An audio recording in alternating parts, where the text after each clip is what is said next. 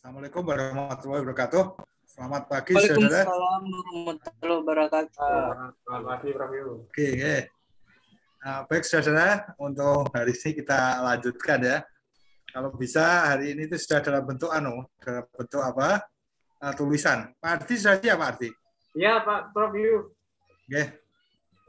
Sudah dipresentasikan aja dalam bentuk tulisan. Jadi kalau hari ini pakai Word aja. Oke, baik. Oke. Baik, saya mohon izin menampilkan. Oke. Ini hostnya. Mas Pak Fatoni, minta izin untuk menampilkan layar Pak Fatoni. Oke, sudah, Pak. Oke ya. Oke.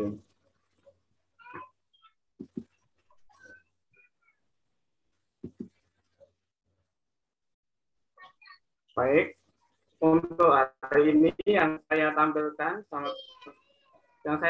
adalah bab 2. Nanti yang setelah ini saya tampilkan adalah narasi dari bab 2, khususnya yang perkembangan saya sejauh ini terkait dengan konsep genealoginya ke Foucault, terkait dengan 3 konsep penting dalam genealogi, yaitu sejarah, kekuasaan, dan wacana. Berikut adalah narasi yang telah saya buat terkait dengan konsep kepanjangan dari konsep-konsep tersebut. Pada bab 2 kerangka teoritis ini di awal, sebelum saya masuk ke 3 elemen penting tadi, saya membahas dulu terkait dengan genealogi. Genealoginya Foucault ini saya narasikan, pemikiran Foucault ini saya narasikan keterpengaruhannya. Jadi genealogi Foucault dipengaruhi oleh genealogi moralnya Nietzsche. Kemudian genealoginya pemikiran Nietzsche dipengaruhi oleh Schopenhauer, yaitu genealogi kehendak. Kemudian pemikiran Schopenhauer dipengaruhi oleh Hegel, tapi pengaruhnya dalam bentuk antitesis. Jadi pengaruhnya dalam bentuk penolakan. Hegel dipengaruhi oleh Immanuel Kant. Kemudian pada paragraf selanjutnya saya membahas dulu pemikiran Immanuel Kant. Nah, ini tentang tingkat pengetahuan. Nah, ini tentang rasionalitas Kant. Ini saya bahas di paragraf selanjutnya. Kemudian setelah Kant tadi, Kant mempengaruhi Hegel. Nah, 3 konsep berpikir Kant ini kemudian dilanjutkan lagi oleh Hegel menjadi logika. Kemudian logika Hegel ini baru ditentang oleh Schopenhauer. Nah, ini berbeda menjadi antitesis, menjadi temuannya Schopenhauer. Kemudian temuan dari Schopenhauer inilah tentang kehendak inilah yang menginspirasi Nietzsche. Nietzsche kemudian mencetuskan genealogi kehendak itu. Genealogi kehendaknya Nietzsche inilah yang mempengaruhi, yang menjadi topik bahasan saya adalah yang mempengaruhi Michael Foucault. Gitu. Nah, ini masih tentang Nietzsche lah ini. Nah, ya ini kemudian lain genealogi Nietzsche, genealogi moral. Tadi Schopenhauer genealogi kehendak, genealoginya Nietzsche ini tadi di paragraf ini saya mencetuskan saya mabar genealogi moralnya Nietzsche.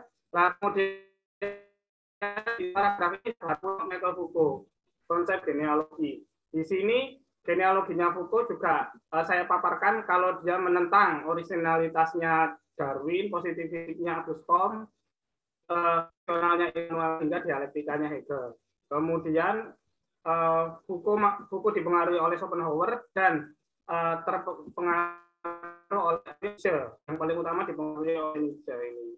Kemudian genealogi Foucault intinya adalah asal-usul sejarah yang konkret dan keterputusan rezim kekuasaan. Itu jadi sejarah bagi Nietzsche merupakan putusan atau patahan-patahan itu, dan bergeraknya dari titik sekarang menuju titik yang ke belakang itu. Di paragraf genealogi yang bagian akhir saya mengatakan ada 3 konsep utama dalam genealogi Foucault, yaitu sejarah, kekuasaan, dan wacana. Ini sejarah saya bahas 1 paragraf. Intinya adalah tidak mengungkap asal muasal, tetapi mengungkapkan tentang keragaman partikel-partikel, keterserakan, keterputusan itu.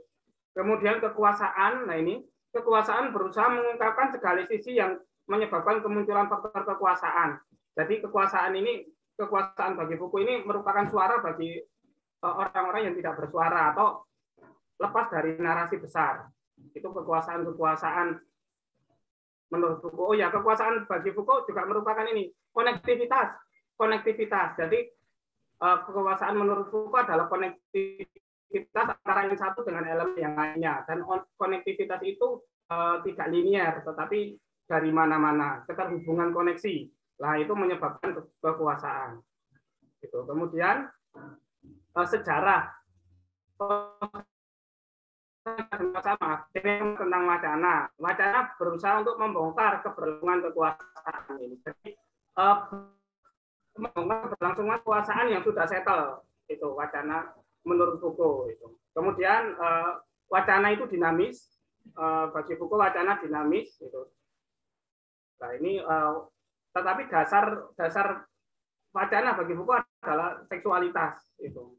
Wacana mengenai seksualitas itu ternyata nanti mengakar ke wacana yang lainnya. Kemudian setelah konsep pemaparan tentang genealogi secara umum saya sampaikan di awal, saya barulah masuk pada 3 konsep genealogi. Seperti pada paragraf akhir-akhir tadi saya mengatakan ada 3 konsep genealogi. Konsepsi pertama adalah sejarah.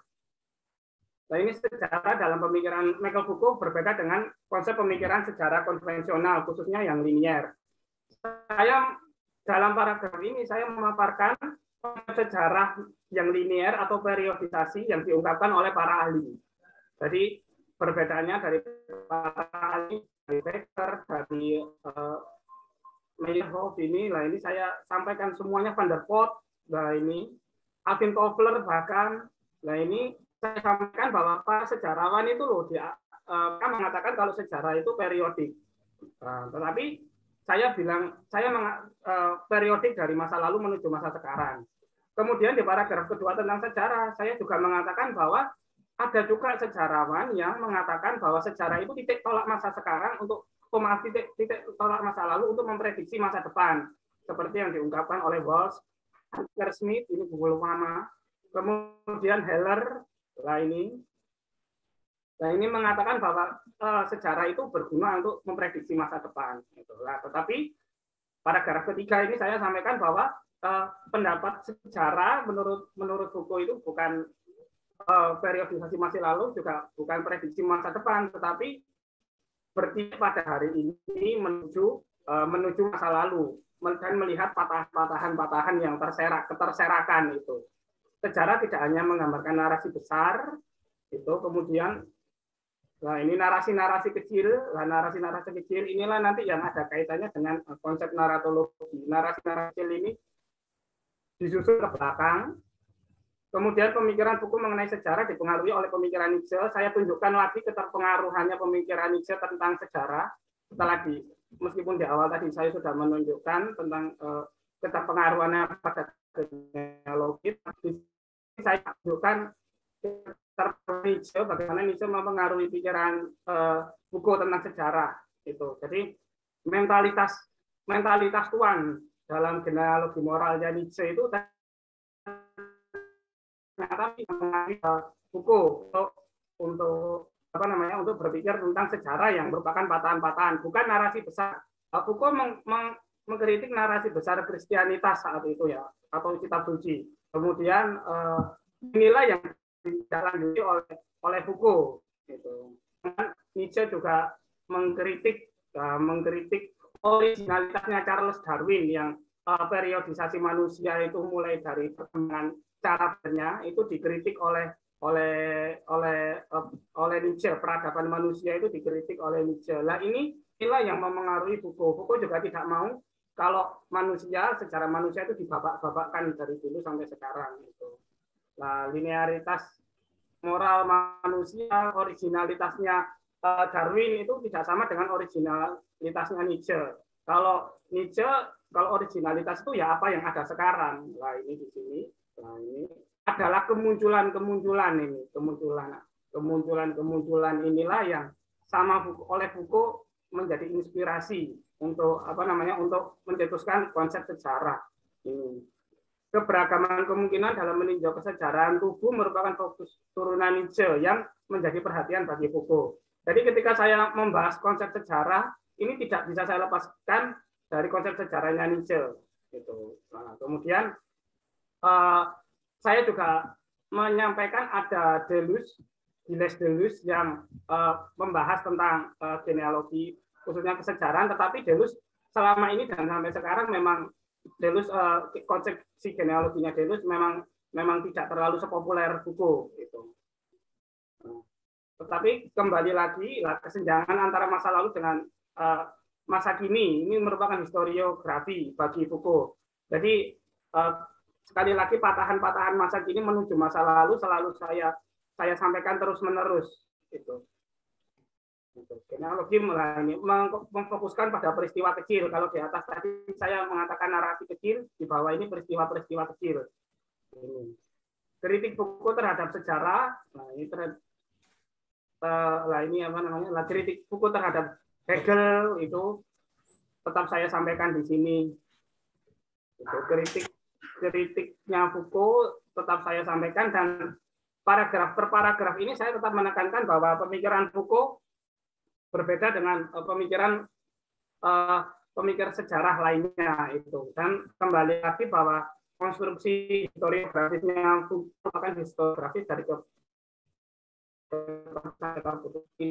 sejarah.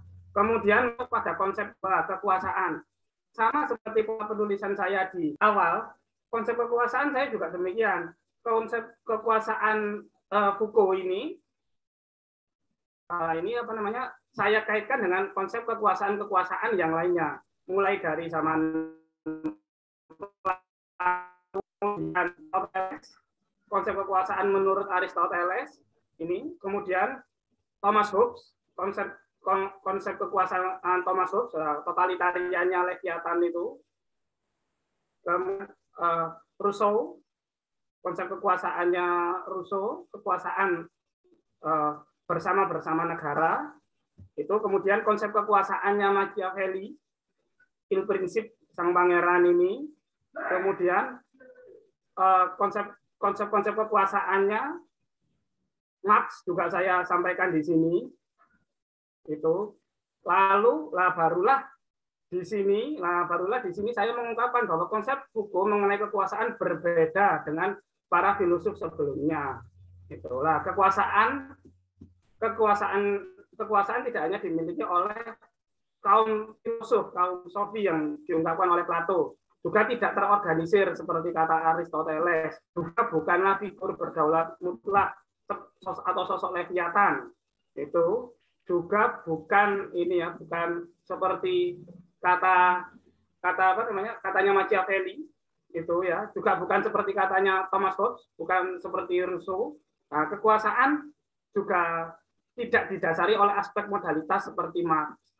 Nah, ini barulah di sini kekuasaan menurut Foucault adalah perang bisu yang menempatkan konflik dalam berbagai institusi sosial dan ketidaksetaraan ekonomi. Dan kemudian ciri-ciri kekuasaan Foucault, barulah saya masuk ke ciri-ciri kekuasaan Foucault, tidak bisa dilokalisir, tatanan disiplin, dihubungkan dengan jaringan, memberikan struktur kegiatan produktif dan melekat pada kehendak. Itu. Kemudian di sini barulah struktur atau mekanisme kekuasaan yang dicetuskan oleh Michael Foucault. Relasi kuasa saya sampaikan di sini. Lalu setelah itu, saya kaitkan lagi seperti sejarah tadi. Pemikiran Foucault mengenai kekuasaan saya kaitkan lagi dengan pemikirannya Nietzsche. Itu. Jadi pemikiran Foucault, genealoginya Foucault tidak dapat dipisahkan dari konsep kekuasaannya Nietzsche. Itu. Nietzsche ingin tahu tentang kebenaran, inilah yang menyebabkan Foucault terinspirasi untuk membuat mekanisme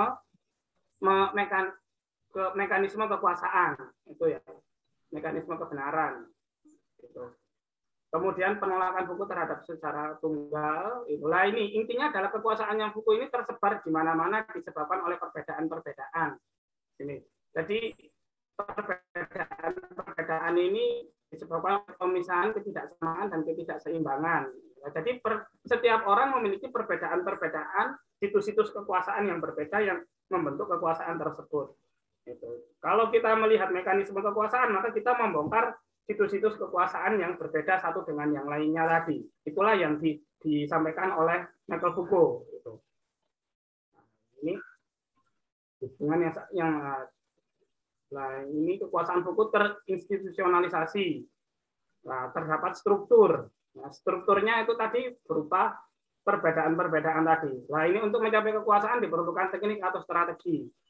Kehendak untuk mengetahui, intinya adalah kehendak untuk mengetahui. Jadi kehendak untuk mengetahui, pengetahuan itu pengetahuan di situs-situs yang mengelilingi manusia tadi membentuk manusia tersebut memiliki kekuasaan.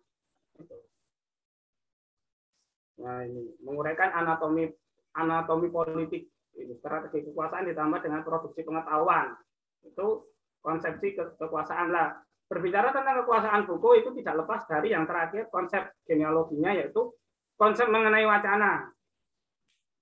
Nah, ini konsep mengenai wacana Foucault sama seperti cara penulisan saya sebelumnya. Saya kaitkan dulu wacana menurut para pemikir-pemikir terdahulu, seperti Ferdinand de Saussure yang mengatakan lang dan parul. Kemudian langsung di wacana ini, konsepsi mengenai wacana langsung saya kaitkan dengan para pemikir posmo seperti Ricoeur, hermeneutika, wacana merupakan interpretasi. Kemudian saya kaitkan dengan konsep ini ya, Bourdieu, ya, wacananya Bourdieu itu wacananya Bourdieu yang merupakan legitimasi representasi kelas sosial. Lalu saya kaitkan juga dengan wacananya yang Baudrillard.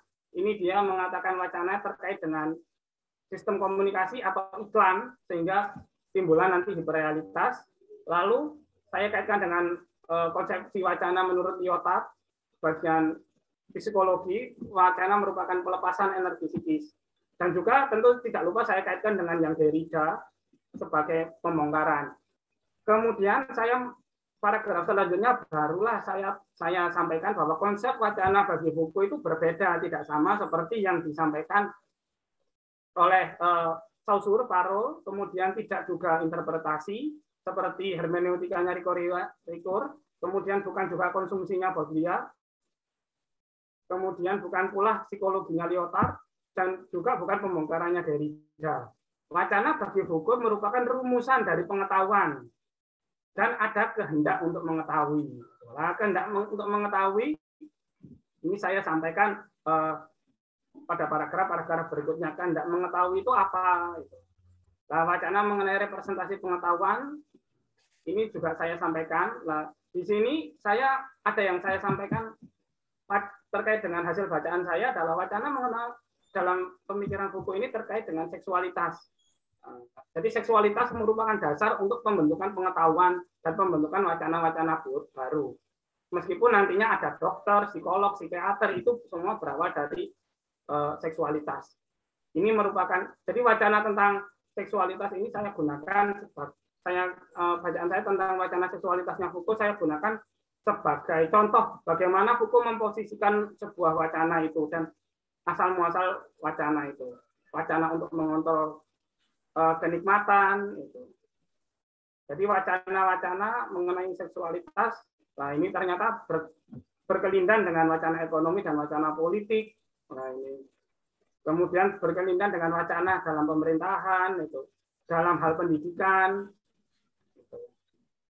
Kemudian di akhir pembahasan saya tentang wacana ini saya masukkan pada cikal bakal geopolitik ya. Geopolitik atau relasi wacana antara ilmu, politik, kesehatan, dan juga pedagogi. Jadi sama halnya dengan kekuasaan, wacana bagi Foucault merupakan relasi ya, relasi antara satu dengan yang lainnya. Sama halnya seperti contoh saya sampaikan tadi adalah seksualitas yang dilakukan oleh Foucault. Itu seksualitas ternyata masuk ke bidang ekonomi, masuk ke KB, ke bidang demografi, masuk ke sekolahan, masuk ke biologi, dan yang lainnya. Jadi produksi sistem kebertumbuhan produksi wacana itu beresonansi terus-menerus dan nantinya akan berkonektivitas membentuk pengetahuan ini yang menjadikan kuasa. Seperti itu. Nah, sejauh ini yang dapat saya sampaikan teman-teman. Jadi saya masih fokus pada bagian bab 2 yang ini aja dulu. Karena saya ingin adanya salah tafsir konsepsi sejarah wacana menurut Michael Foucault. Barulah setelah ini selesai, barulah saya nanti akan beranjak ke naratologi. Seperti itu yang dapat saya sampaikan. Saya tidak ingin ada keterselipan atau redundan antara konsepsi yang satu sejarah dengan konsepsi yang lain. Saya ingin menemukan, oh ini punyanya Foucault itu ini seperti itu. Itulah sebabnya saya sandingkan dengan para pemikir-pemikir yang lain dan saya temukan antitesis atau perbedaannya.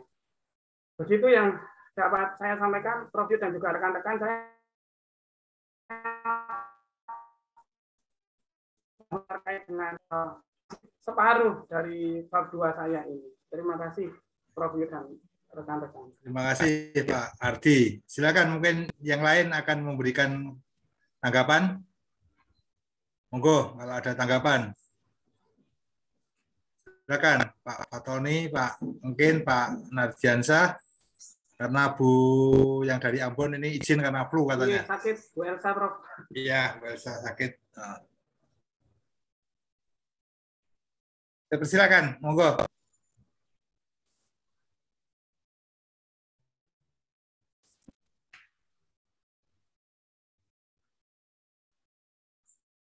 Kok diam semua? Ini hanya 5 orang ini, kalau diam semua gimana?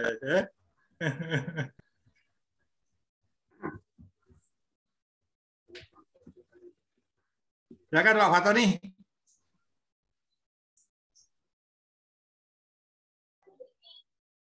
Ya, belum ada komentar, Prof. Belum ada komentar.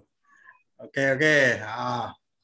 Jadi begini saudara ya, khususnya untuk Pak Ardi, nanti saya minta dalam bentuk tulisan ya. Jadi ada tulisannya Pak Ardi. Nanti kalau masih bagan-bagan gini nanti tidak bisa membantu yang lain itu. Jadi kita sajalah terbuka saja karena masing-masing mahasiswa ini mereka akan punya teori yang berbeda, sehingga nggak mungkin dijiplak oleh yang lain gitu. Hanya polanya mungkin yang dianu. Pak Ardi, mungkin kalau saya ya, di bab 2 ini kita nggak terlalu banyak, karena apa? Karena nanti akan berbeda kalau saya loh ya. Kalau saya ini kan, saya itu kan bukan produk LPTK ya, jadi berbeda dengan produk LPTK. Kalau LPTK, kalau Anda lihat di buku panduan penulisan tesis dan disertasi UNESA, itu kan lucu ya. Lucunya apa? Bab 4 selalu ya, dari LPTK manapun, bab 4 itu sebenarnya kan isinya penyajian data. Istilah saya gitu. Coba dibuka buku panduan. Ada yang bawa punya buku panduan enggak? Dalam bentuk dalam bentuk file kan ada itu. Iya, Ya, itu dalam bab 4 itu sebenarnya itu semacam penyajian data. Terus bab 5 itu adalah analisis datanya. Nah, kalau saya yang bukan LPTK itu cenderung begini. Sebenarnya kita nggak usah lah penyajian data. Karena penyajian data itu sebenarnya kan ada di korpus data. Jadi Ibu Bapak nanti sebelum melangkah, di lampiran itu kan ada korpus data yang didasarkan pada ini. Ya, yang didasarkan pada ini. Apa pada ini itu? Pada ini itu adalah berdasarkan fokus, subfokus, nanti ada data, ada interpretasi gitu ya. Itu letaknya ada di lampiran. Kalau saya begitu. Maka itu bab 4 itu sekaligus kalau saya bukan hanya penyajian data, tapi di situ sudah analisis data. Bab 5 kalau saya itu cenderung untuk ada semacam diskusi.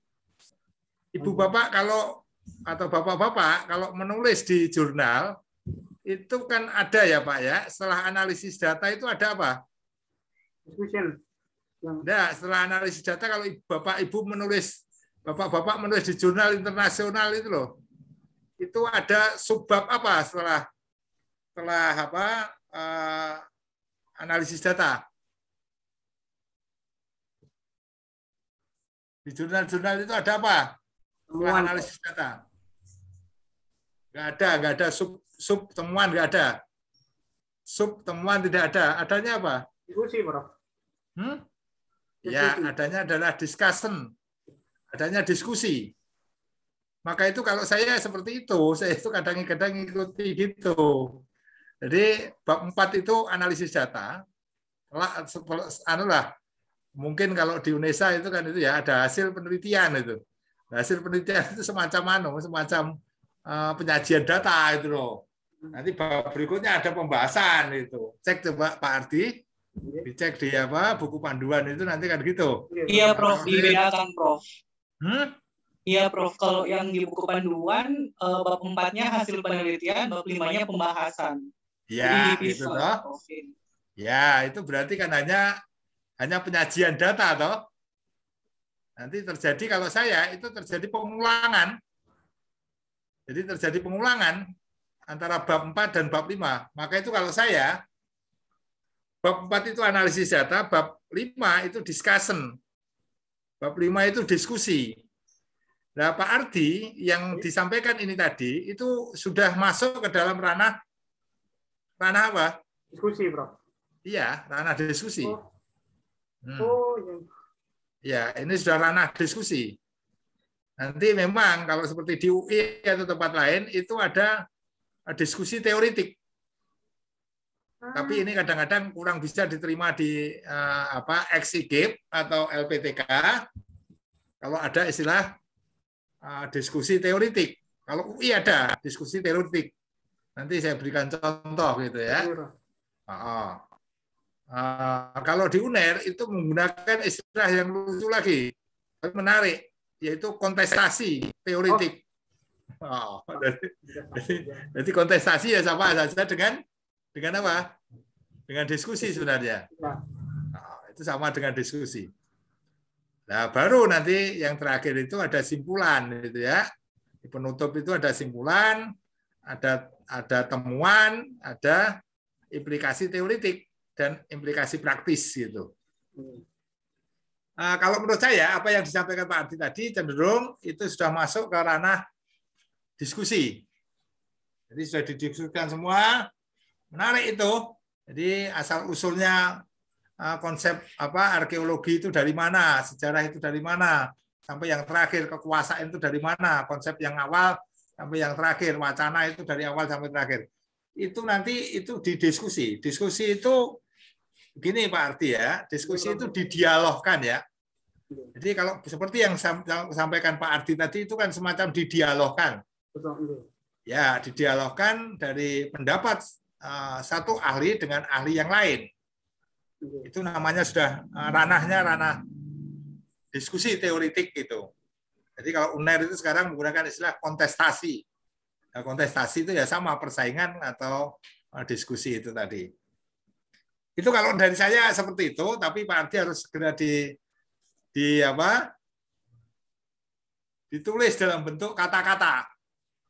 Ya. Jadi jangan hanya diomongan. Nggak usah takut Pak Ardi, langsung tulis saja. Karena kita dikejar oleh waktu. Kita dikejar oleh waktu, itu tulis saja dalam bentuk kata-kata, mulai dari arkeologi, genealogi, yang di sana ada konsep sejarah, kekuasaan, dan wacana. Yang kedua nanti ada naratologi, di sana ada pengalaman, ada unsur intrinsik, ada pesan. Nanti terus ada arkeonaratologi, yang di dalamnya ada konsep ruptur narasi, bentuk cerita, dan ideologi. Ya. Itu catatan saya seperti itu. Tolong segera ditulis dalam bentuk kata-kata. Tapi Ibu Bapak tetap harus pada kesepakatan atau konsensus Pak Budi Nuryanto misalnya aja kalau bisa. Jangan hanya menjajar kutipan. Tapi bagaimana Anda mengutip, ya, mensitasi, terus nanti Anda mencoba untuk menyikapi, setelah itu nanti bagaimana Anda lakukan misalnya aja perbandingan, komparasi misalnya aja. Tapi saya nggak begitu setuju dengan Pak Budi kalau dikatakan triangulasi itu ya 3 pendapat itu enggak. Triangulasi itu 1 kata, bukan 3 pendapat. Tapi akan lebih bagus misalnya aja kalau Ibu Bapak juga membandingkan dengan pendapat orang lain, lebih dari 3 nggak apa-apa. Terus bagaimana relevansinya terhadap penelitian Anda, itu yang terakhir Ibu Bapak menyimpulkan. Jadi proses di dalam sitasi, proses di dalam mengutip itu adalah Anda mengutip, Tapi itu sulit ya. Pelan-pelan lah ya. Pelan-pelan. Anda ngutip, setelah ngutip Anda mencoba untuk menyikapi. Nah, menyikapi nanti dikomparasikan dengan pendapat ahli yang lain. Kalau boleh ahli Indonesia, nggak boleh loh ya. Ini disertasi, nggak boleh ahli Indonesia. Terus yang berikutnya, itu relevansinya apa terhadap penelitian Anda. Yang terakhir yaitu Anda menyimpulkan dari konsep itu. Oke, itu catatan saya. Silakan, mungkin ada yang lain yang akan berpendapat. Monggo. Mohon izin, Prof. Monggo Pak Kin. Tadi disampaikan oleh Prof. Yu, yang disampaikan Pak Asri kan lebih dominan kepada discussion. Nah, kalau di bab 2 terkait dengan kajian teori, ini lebih dimunculkan yang seperti apa? Apakah hanya misalkan tentang arkeologi, kita hanya memaparkan tentang konsep-konsep itu saja? Atau seperti apa? Iya, konsep sejarah, tapi tadi ketika Anda mengutip pendapatnya Foucault misalnya aja, ya, ketika Anda mengutip pendapatnya Foucault, setelah itu Anda mencoba untuk menyikapi. Setelah menyikapi nanti mengkomparasikan. Tapi tidak dalam bentuk diskusi yang lengkap, enggak. Nanti terus Anda bagaimana relevansinya terhadap penelitian Anda, dan terakhir Anda menyimpulkan. Itu di situ. Tapi tidak boleh itu hanya satu paragraf. Itu pun harus panjang lebar itu ya. Ya, panjang lebarnya nggak usah panjang-panjang. Kalau UI itu teori itu nggak panjang kok. UI kalau UNER itu teori itu nggak usah panjang, berhalaman-halaman seperti apa ibu bapak dulu di S1 bukunya Tarigan dipindah semua itu enggak. Dulu kan kalau ibu bapak nulis tentang keterampilan apa gitu ya, itu bukunya Pak Tarigan dipindah semua gitu. Itu tertawa itu si Pak Tony itu. Itu kalau bimbing mahasiswanya jangan gitu ya. Jangan memindah bukunya Pak Tarigan. Sudah almarhum semua sudah. Oke. Jadi seperti itu Pak Kin maksud saya. Jadi ya di situ adalah apa mengkomparasikan tapi tidak sampai mendiskusikan secara panjang lebar. Nanti mungkin teman-teman bisa minta Bu Nadia, ada disertasi UI yang ditulis Pak Briko Lolong. Itu tentang barter di Lembata sana. Itu nanti Ibu Bapak ambillah bab 6-nya saja. Yang tentang diskusi itu. Ibu Bapak kenal dengan Bu Nadia? Belum, Bro. Belum, kakak kelas. Nanti saya beri nomornya, Anda minta sendiri aja. Nanti saya beri nomornya Bu Nadia. Kemarin baru ketemu saya kok. Kemarin konsultasi ke saya. Nadia Afdoli apa, Bro? Hah? Nadia Afdoli, Bro? Iya, betul. Oh iya, Bro. Betul. Itu kan kakak kelas Anda, kebetulan dia bimbingan saya. Prof, ya. Berarti saya harus lebih fokus ke Foucault saja ya, Prof, ya di kerangka teori di sini maksudnya. Ya, Anda ada Foucault, ya ada ini naratologi gitu kok, Pak. Iya lah ya, Foucault untuk genealoginya Foucault untuk fokus ke langsung masuk ke Foucault, naratologi masuk ke konsep naratologi yang saya pilih itu. Iya. Ya, nanti kalau Anda sudah diskusi itu bagaimana sejarahnya itu didiskusi. Oh, iya. Jadi misalnya aja seperti Pak Briko Lolong itu ya, ketika barter itu kalau dalam bahasa Inggris itu The Gift. Ada buku tentang The Gift, Marcel Mauss. Nah, itu bagaimana tentang apa pemberian itu ya kalau dalam bahasa Indonesia, bahwa konsep pemberian tidak ada sesuatu di dunia ini Pak Ardi, pemberian itu gratis. Oh iya. Ya. Jadi tidak ada pemberian gratis itu nggak ada. Pasti ada udang di balik batu. Jadi kalau Pak Fatoni ke rumah membawa onde-onde misalnya aja, dia ada udang di balik batu. Apa maunya kok membawa onde-onde? Kan gitu misalnya aja. Itu misalnya aja. Sama. Ketika suami memberi belanja kepada istri, juga punya apa? Punya maksud tertentu di balik apa yang diberikan itu gitu. Bentuknya beda-beda. Nah, itu The Gift. Bukunya The Gift. Itu pernah Yayasan Ober menerjemahkan, judulnya adalah Pemberian, Marcel Mauss. Nah, itu nanti Ibu Bapak atau Bapak-Bapak minta file ke Bu Nadia tentang disertasi Pak Briko Lolong. Sekali lagi kalau di bab 5, kalau saya loh ya, itu bentuknya diskusi. Diskusi itu dialog. Jadi didialogkan. Ya, teori itu didialogkan. Nah, kalau di UNER itu istilahnya adalah kontestasi. Ya sama Pak Ardi ya. Kalau Bu Prof Novi itu kan juga menggunakan kata kontestasi. Bahkan judul disertasinya juga kontestasi misalnya aja. Itu semacam itu.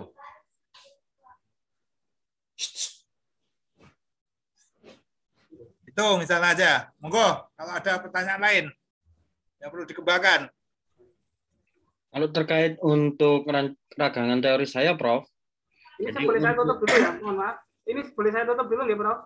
Monggo silakan. Tapi seperti itu Pak Ardi ya. Iya, siap, Prof. Syukur kalau minggu depan sudah jadi itu, jangan tunda-tunda terus. Iya. Sambil menunggu kelahiran baby. Yes. Saya khawatirnya kurang dalam itu, Prof. Ternyata. Oh, nggak apa-apa.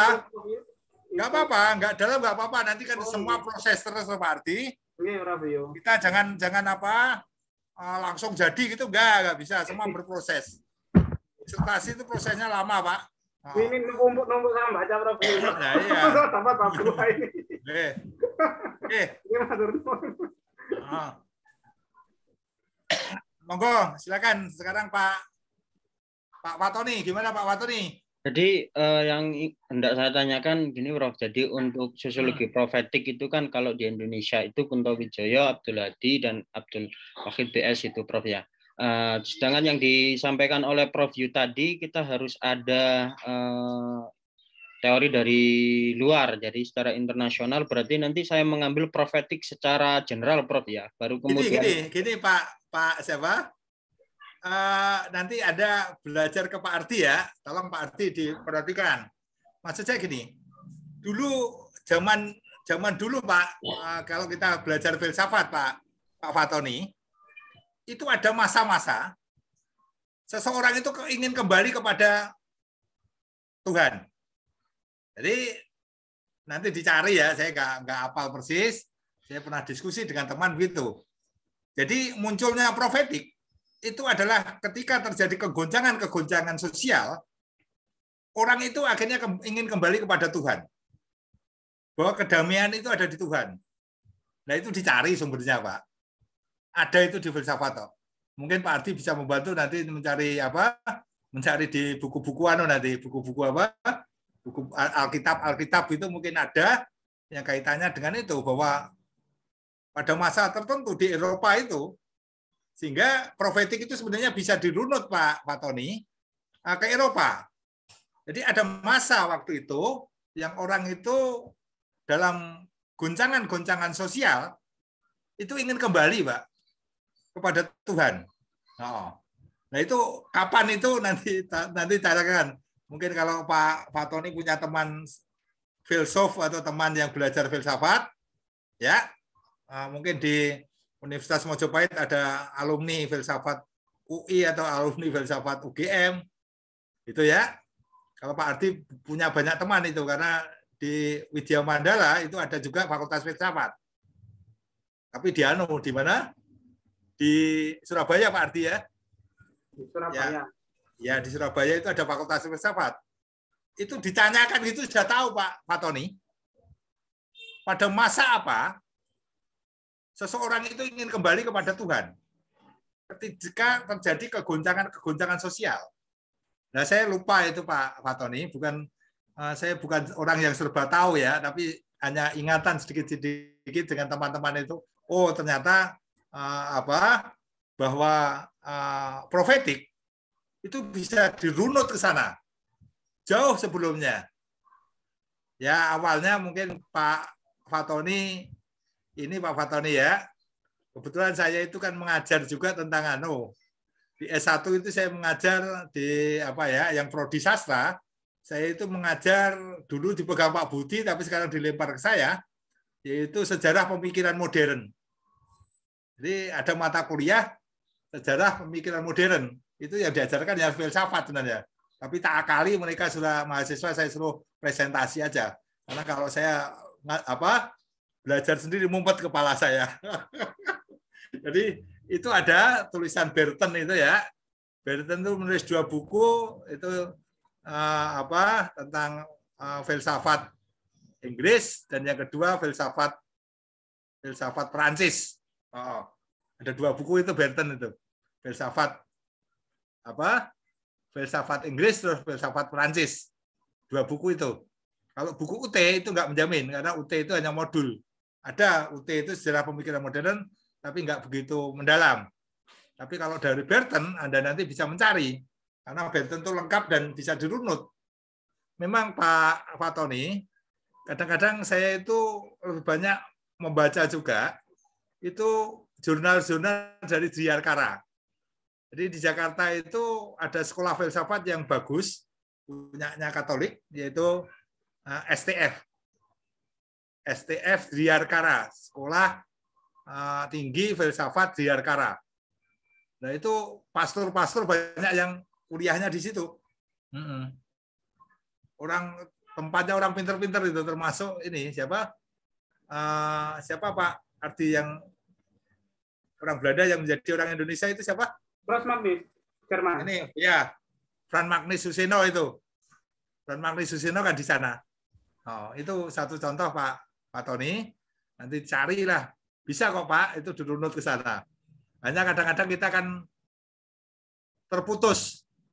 Tahunya hanya untuk Wijoyo. Itu aja. Enggak sebenarnya. Untuk Wijoyo itu bukan bisa dirunut sebelumnya. Jadi ada satu masa saya katakan, ketika terjadi kegoncangan sosial, orang itu ingin kembali kepada Tuhan.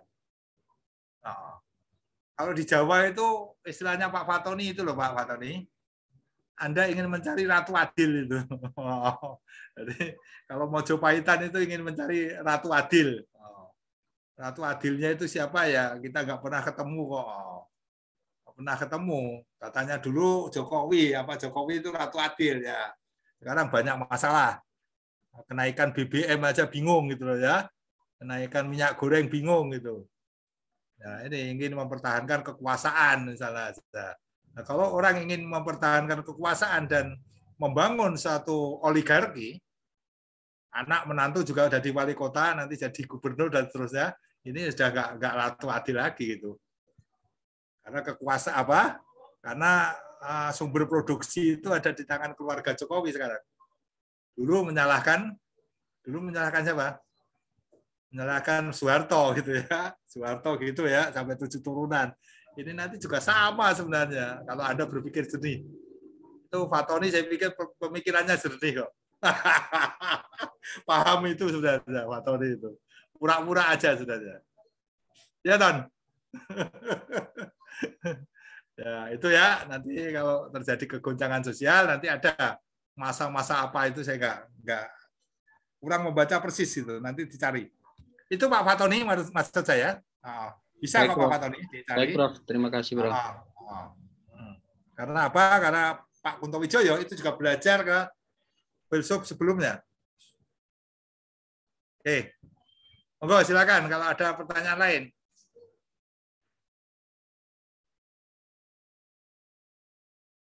Pak Ardi, nanti saya tolong Pak Ardi, saya itu nanti bisa membantu Pak Nardiansyah sebenarnya. Di IPB itu ada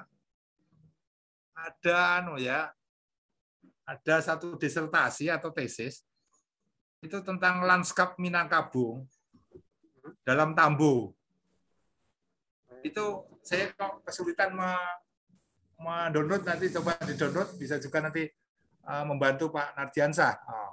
Nanti siapa tahu nanti Pak Nardiansyah juga perlu membaca buku-buku yang ditulis oleh Pak Dharma Putra dari mana?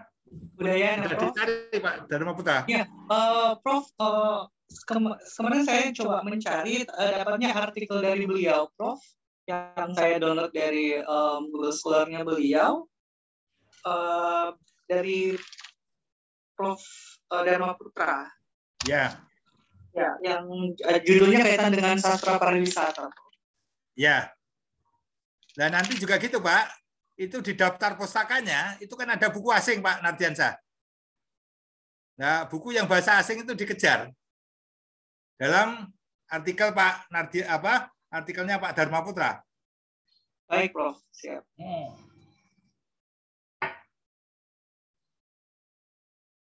Untuk Pangkin itu saya lihat Pangkin ya.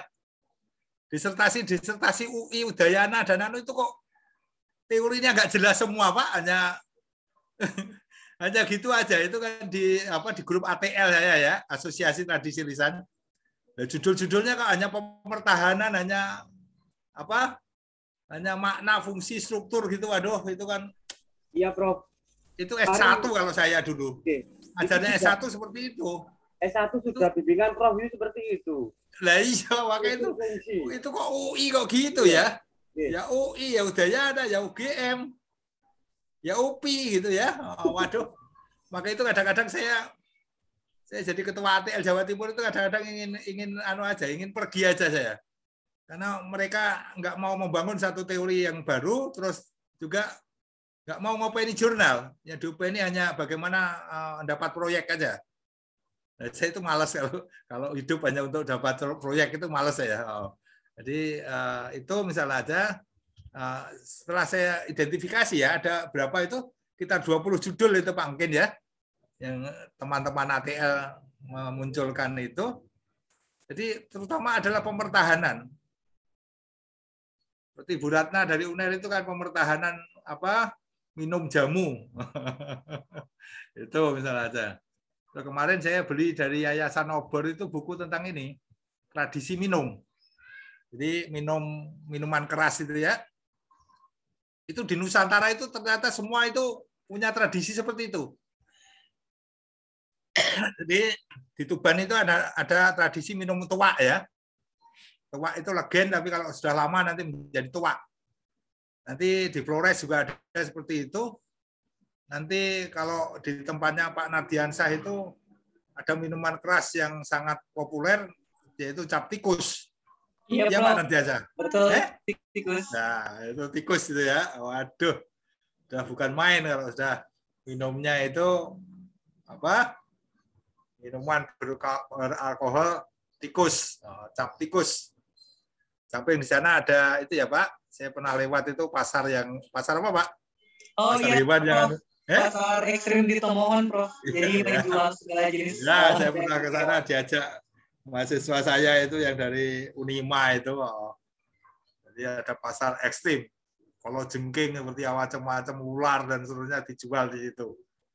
Jadi tempatnya Pak Nardiansah itu orangnya geragas. Semua dimakan. Binatang apapun dimakan itu. Waduh. Bukan main tapi gitu. Itu ya Pak Nardiansah ya. Yang pernah diajak itu Pak Jimmy Poli. Oke, monggo. Kalau ada pertanyaan untuk saya silakan. Baik, monggo. Mungkin. Terkait yang disampaikan di grup kemarin untuk tugas itu kan fokus kita kan sebenarnya di bab 2, Prof. Itu bagaimana? Ya, ini kan gini. Itu adalah WA dari Bu Kesiani. Jadi itu WA dari Bu Kesiani. Ya monggo lah. Bagaimanapun nanti setelah mata kuliah berakhir, itu Anda bab 2 itu selesai gitu loh ya. Saya katakan gitu. Tapi Anda menulis bab 2 itu tanpa bab 1 juga nggak bisa kadang-kadang. Kadang-kadang gitu karena ini merupakan satu rangkaian. Nanti juga gitu rangkaiannya ke bab 3 misalnya aja seperti itu. Ya, monggo nanti silakan. Kalau yang utama itu bab 2. Jadi yang utama bab 2 nanti. Itu mungkin ya. Tapi memang harus Bapak pilihannya itu sudah jelas ya. Pilihannya itu sudah jelas itu ya. Oh saya untung ini hanya 5 aja yang saya pada mata kuliah ini. Oh ya, ini ada permintaan dari dari Pak Rektor, ada edaran itu minggu depan itu pengennya adalah luring. Tapi saya nggak tahu apakah Anda siap atau enggak gitu. Kan tidak perlu kos loh, hanya pulang pergi aja bisa kok. Pulang pergi bisa. Kalau Anda kan Rabu Kamis, saya nggak tahu kalau Pak Nardiansah ini gimana. Apakah tetap dari sana ya monggo, saya nggak tahu. Atau menunggu nanti setelah selesai Idul Fitri, ya silakan saya ikut aja pada Anda, monggo yang ikuti maunya Anda bagaimana. Kalau teman-teman mau tatap muka ya saya siap. Kalau misalnya aja nunggu setelah hari raya juga, memang kita dituntut untuk tatap muka. Bahkan daftar hadir saya itu harus sekarang, harus presensi saya itu kan harus fingerprint. Karena PNS itu harus tiap hari. Siapa yang kuat? Ini kadang-kadang Pak Rektor itu kan menjalankan tugas dari Pak Menteri ya. Jadi namanya ASN itu pokoknya tiap hari harus masuk dari jam 7 sampai jam 4 sore gitu. Yang kono itu kono apa aku tengah-tengah ning kantor gitu. Gak ono kantin, gak ono kopi. suruh diam di kantor gitu. Waduh, gara-gara ngeri ya, gara-gara kayak negeri itu. Tinggal 4 tahun aja kok ya. Itu saudara ya, monggo Anda pikirkan. Kalau misalnya aja Anda, Pak nanti daring aja ya, monggo lah daring. Kalau Anda, Pak saya pengen ketemu di kampus ya, silakan. Tapi kalau sebenarnya saya berharap seperti mungkin Pak Fatoni itu lebih baik ke kampus lah, ngomong-ngomong kalau misalnya biar kita bisa kasihan nanti kalau Anda terlalu lama. Karena ini Anda kan pertama ya yang harus ikuti itu TEP itu kalau kakak kelas Anda itu sudah lulus semua. Kalau Anda kesulitan, kalau misalnya aja yang dapat gratis satu tidak lulus, Anda ikut Pak Warno. Sekarang kan ketua labnya bahasa itu Pak Suwarno dari bahasa Jerman. Itu dia menyelenggarakan yang program percepatan. Itu 3 kali dalam 3 hari, kalau nggak lulus nanti langsung mengulang itu aja lulus. Itu. Jadi nggak ada kata nggak lulus, itu nggak ada. Karena apa? Karena olahraga itu kalau dites sampai 20 kali ya tetap nggak lulus itu. Karena mereka lebih mengutamakan okol daripada ini gitu. Oke, itu pengennya Pak Rektor gitu. Oke, itu sekarang ada program percepatan itu. Monggo, saya pikir itu segera diikuti dan Anda juga segera melangkah untuk ke Scopus. Karena apa? Kalau Anda sudah masuk 2 Scopus, Anda nggak usah ujian terbuka. Itu sangat ngirit banyak. Ya, sangat ngirit banyak. Untuk Pak Angkin, Pak Fatoni, mungkin Pak Nardiansyah atau Bu Elsa, bisa juga diskusi dengan saya ya, walaupun saya tidak promotor. Kalau Anda perlu diskusi dengan saya nggak apa-apa. Walaupun saya bukan promotor, karena kalau saya promotor semua, nanti semua milih saya itu loh, jadi repot. Teman-teman nggak ada yang kebagian nanti. Kan susah nanti kalau teman-teman nggak ada kebagian, nanti dianggap saya itu serakah gitu ya. Jadi monggo lah, kalau ibu bapak pengen diskusi, monggo datang ke Surabaya nggak apa-apa, diskusi lewat apa monggo. Kalau saya itu setiap Kamis saya ke kampus. Biasanya nanti kalau misalnya aja Anda minta Jumat ke kampus ya ke kampus. Ini harus setiap hari saya ke kampus karena harus tatap muka. Nanti Senin saya juga ke kampus karena ada penyegaran asesor itu. Mungkin masih ada yang pertanyaan, kalau ada, monggo. Kalau nggak ada ya saya tutup. Iya, Prof, mohon izin bertanya, Prof. Oke, monggo silakan Pak Nardiansyah. Ya, untuk pertama saya mengucapkan terima kasih sama Prof dan juga teman-teman yang telah membantu saya juga untuk mendapatkan referensi terkait sastra pariwisata, Prof. Kemudian dari masukan-masukan Prof yang minggu kemarin dari teman-teman, saya sebenarnya membuat ragangan yang baru, Prof, terkait untuk topik nantinya sastra pariwisata, tetapi lebih fokusnya ke kajian potensi pariwisata yang ada di dalam novel Jepang, Prof. Oke, monggo, silakan. Ya, nggak apa-apa, Pak. Nanti ini aja ya. Nanti coba Pak Ardi, saya dibantu itu tadi ya. Ketemu Pak Ardi. Pak Ardi sudah ketemu belum? Yang saya sebenarnya coba dilihat di HP, Pak. Di HP dulu, Pak Ardi. Sebentar, Prof. Tentang atau ditampilkan sekali. Tampilkan sekali. Itu ada yang sedikit menarik Pak Nardiansyah, tapi ini masa lalu Minangkabau. Oh iya. Masa lalu Minangkabau. Tapi dari segi lanskap, saya itu sebenarnya kan pengen neliti tentang lanskap sastra sebenarnya. Oh. Sebenarnya Pak Fatoni kalau bisa bantu saya itu, saya ingin lanskap Mojopahit itu gimana itu. Karena saya dapat tanggapan Pak Fatoni di WK, tanggapannya itu ini, Mojopahit sebagai sumber inspirasi ini sains, teknologi, dan seni. Jadi seperti batu bata itu ditemukan zamannya Mojopahit katanya. Sebelum Mojopahit itu nggak ada batu bata, adanya batu untuk candi dan adanya apa? Adanya ini apa? Batu ya, yang ada itu candi-candi kan batu dulu. Terus nanti juga gitu ada apa Empu Nala yang menemukan ini Pak Fatoni. Empu Nala itu menemukan bom. Dan Empu Nala itu membuat kapal-kapal yang besar yang untuk bisa berlayar kemana-mana seluruh dunia katanya gitu. Itu juga bisa dibaca di Arus Balik punyanya Pramudia Anantatur. Ini Pak Fatoni sebenarnya yang ingin saya kejar. Terus nanti itu tadi Gajah Mada bagaimana untuk mempersatukan Nusantara lewat Bhinneka Tunggal Ika. Mojopahit itu sumber inspirasinya bagus sebenarnya. Untuk sains, teknologi, nanti arsitektur juga menarik karena candi-candi di zaman Mojopahit itu kan terbuat batu bata atau Pak Fatoni, iya toh? Batu bata merah itu loh.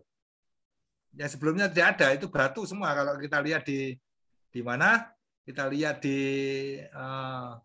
Singosari, Tumapel, nanti tinggal lihat di Penataran, Borobudur itu kan terbuat dari batu. Tapi kalau di Mojopahit, Trawulan itu semua dari batu bata. Itu. Mungkin Pak Fatoni bisa membantu saya. Ada Pak Ardi? Ada Prof, sudah saya tautkan di grup Prof. Tapi... Loh, coba dibuka di sini coba. Tapi itu bisa tapi sepertinya terkunci ya Mas ya? Iya terkunci Prof. Seperti ya terkunci Prof. Oh terkunci? Iya Prof. Mereka IPB. Enggak, itu mungkin bisa lewat email Anda atau lewat apa mungkin? Coba cari yang lain. Harus itu ada abstraknya saja itu. Iya, hanya abstraknya saja, Bro. Untuk full text-nya terkunci mereka. Masa coba dicari di mungkin di tempat lain yang bisa kalau ada lengkapnya itu kan apa? Bisa juga kalau orang IPB itu untuk pertanian, tapi kalau untuk kita kan untuk pariwisata bisa itu.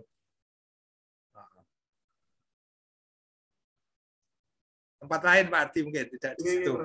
Apa judulnya apa itu? Betul. Judulnya apa? Bentar.